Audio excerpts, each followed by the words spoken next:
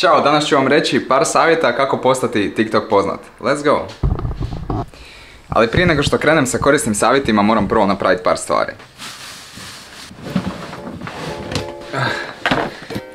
Imam tu par starih stvari koje moram pobaciti i koje moram riješiti, tako da dok spremam i čistim i bacam smeće i ono što mi ne treba, pričat ću vam o par korisnih savjeta koje možete iskoristiti kako da postanete TikTok poznat. A zašto ja mislim da mogu pričati o tome? Ako me ne znate, ja sam Hrki, imam TikTok, imam 290.000 followera na TikToku i imao sam puno uspješnih viralnih videa i preko milijone i milijone pregleda i milijone lajkova.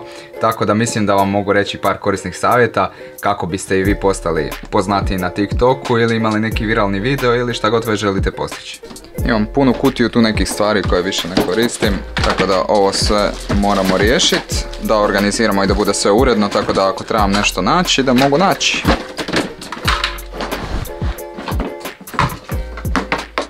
Ovu prijenosnu bateriju već mjesecima tražim i ne znam gdje. Evo sad sam je našao, čak i dvije.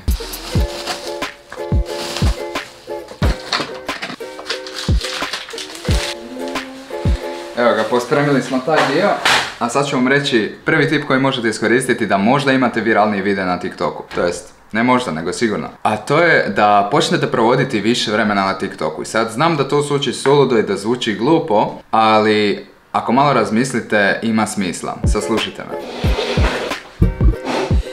Samim time, ako počnete provoditi više vremena na TikToku, zapravo upoznat ćete kakvi videi se tamo rade, šta je trendi. I ako listate na For You page-u, izlazit će vam vjerojatno videi koji su jako dobri, zato što For You page jednostavno tako funkcionira. Ako je video dobar i ako ga algoritam prepozna, bacit će ga na For You page. Tako da, ako provodite više vremena na TikToku, zapravo ćete dobiti uviđaj u to kako se tamo radi, kako je platforma, što vi morate napraviti da bi vaš video upravo došao na For You page.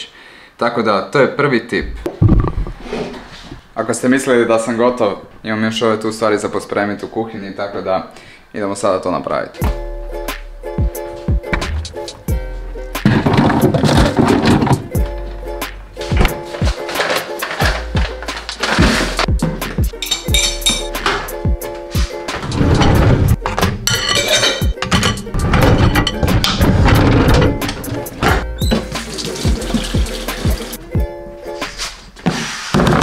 Ovo tu je službeno najodvratniji dio za čistiti. Najodvratniji. Drugi tip koji vam danas mogu dati je to da radite 2 do 3 videa dnevno. Ili ovisno o tome koliko ih možete raditi, radite ih što više. Razlog zašto bi to htjeli raditi je jednostavno kada radite više videa dnevno, koliko god oni bili loši, znači nemojte se ustručavati i mislite da ako radite loše videe da je to nešto loše. Ista stvar je i sa videima, što više videa radite to ćete biti bolji. Zato je jako dobra stvar da radite što više videa na početku i da se ne zamarate previše o tome kakvi su. Nakon nekog vremena počet ćete shvaćati koje greške radite, šta možete bolje napraviti i kako da postanete bolji i radite bolje videe. Jer što radite bolje videe, to je veća šansa da ti videi odu viralno ili da ih vidi više ljudi. Vrlo jednostavno. Tako da to je drugi tip koji imam za vas. Ok, ovo tu smeće koje se probilo od kablova i tipkovnice, to ćemo ići baciti kasnije. Moramo staviti tu još jednu vreću, ali do tada imamo za srediti ovu tu robu i ovu tu robu. Tako da imamo puno posla, let's get it!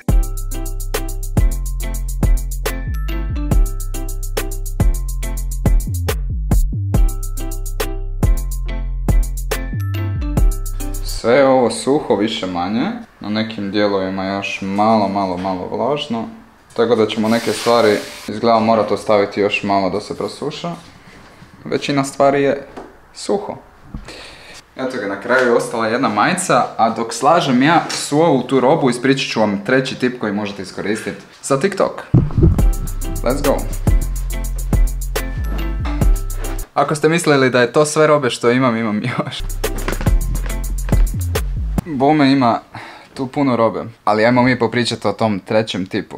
A taj treći tip je da pratite trendove, što se povezuje s onim prvim tipom koji sam vam rekao, a to je da provedete neko vrijeme na TikToku.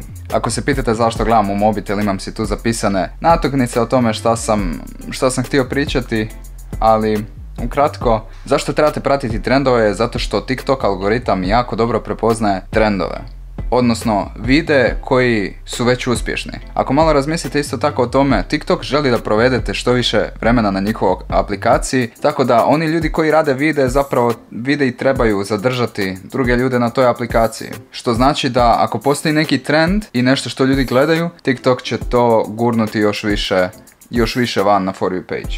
Tako da najbolji recept za viralni video je da uzmete nekakav trend, uzmete nešto što već postoji, nešto što se već radi i jednostavno napravite taj trend, ali na svoj način. Na taj način će TikTok vidjeti, aha, vidite, imamo neki trend, ovaj video je isto napravljen u stilu tog trenda i malo će ga više pogurati nego ove ostale videe. Samo na temelju toga što su ti videi koji su u trendu prolazili dobro.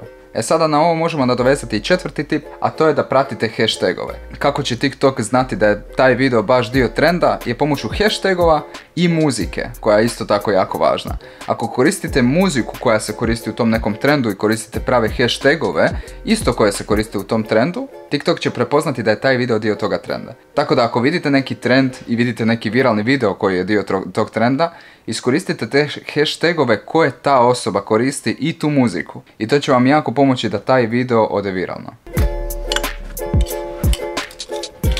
Evo ga, mali update, nije ostalo još puno robe. Kao što vidite, složio sam ovdje neki dio, izvadio sam puno toga odavdje iz ormara i stavio sam ovdje tu. Ovdje tu će sada biti zimska roba pošto dolazi zima, ali ne znam zašto u zadnjih tjedan dana je ovdje u Engleskoj postalo jako vruće, jako toplo, što je jako čudno inače, jer u Engleskoj nije inače baš tako toplo. Tako da, ali pripremam se jer znam da ovo neće trajati još dugo, inače tu brzo postane hladno i i trebate se pripremiti na to, tako da izvadio sam sve dukserice, stavio sam tu isto tako ove tu majice, to su majice kratkih rukava, ali one će sve ići negdje ću ih spremiti zato što prestaje ljetno vrijeme, tako da mi ne treba toliko majici kratkih rukava nego dugih, tako da njih moramo spremiti. I onda nam je ostao još ovaj ostatak robe, to nešto sitno, tako da ćemo to pospremiti i onda idemo na, zaboravio sam koji je, 5. tip.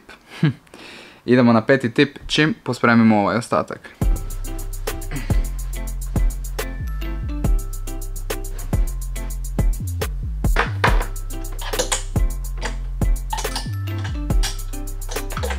I evo ga, napokon sam pospremio cijelu sobu, kao što vidite imam možda još par stvari koje tamo treba urediti kako i gdje, ali sad sam spreman da vam kažem i taj 5. tip kako bih vas naučio više o TikToku. A to je edukacija ili zabava. Znači svaki video koji radite trebao bi biti ili edukativan ili zabavan. Vrlo rijetko ćete naći videe koji su viralni, a nemaju veze sa te dvije kategorije. Znači vaš content treba biti ili zabavan, što znači da zabavite nekoga na bilo koji način to bilo, ili edukativan. Ili čak možete spojiti oboje, znači može biti i zabavan i edukativan. Tako da kada radite svoj content pokušajte da bude nešto od toga i uključite sve ove tipove koje sam rekao prije. Sada nakon što smo završili sa ovom sobom, moramo napraviti još jednu stvar, a to je otići baciti sve ovo tu smeće. Puno stvari sam pobacao iz sobe i ima nekog smeća što je ostalo od jučer i ove neke kutije, neke kartone, u biti puno toga ima za baciti, tako da idemo sada to pobacati. Pokazat ću vam gdje mi bacamo smeće u svojoj zgradi. Ako niste do sada znali, sada znate u ovom videu da ja živim u Engleskoj. Ovo je pogled s mog prozora. Živim u centru grada u jednoj zgradi i vrlo je zanimljivo kako izgleda gdje se baca to smeće. Tako da vam idem sada to pokazati i onda ću vam usput reći i taj zadnji 6. tip šta bi trebali raditi kako bi postali TikTok poznati.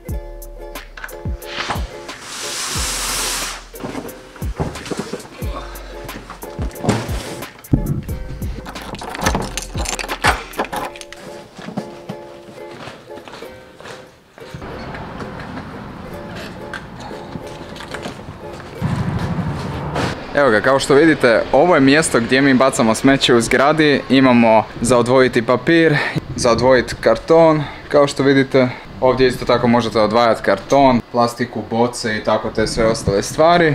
A tamo je smeće koje je generalno, tu se baca sve ostalo. Tako da dok smo tu, idemo vam ispričati sljedeći tip koji vam je potreban, a to je budite strpljivi. Ako ste do sada uzeli sve u obzir što sam vam rekao, jedino što je potrebno je sada da budete strpljivi. Znači radite na sebi, učite kako da imate bolje videe, učite o tome kako izgledaju videi na TikToku i šta prolazi, gledajte trendove i zabavite se, to je ono najbitnije. Zabavite se s onime što radite, nemojte se previše stresirati oko brojki i sve će biti u redu. Tako da, eto, to je zadnji tip koji ja imam za vas i nadam se da će vam nešto od ovoga i pomoći.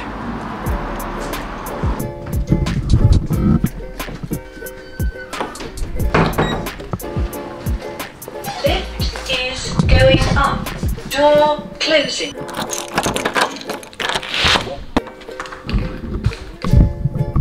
I eto ga ljudi, to je bilo to za ovaj video. Nadam se da sam vam pomogao i vidimo se u sljedećem. Ćao.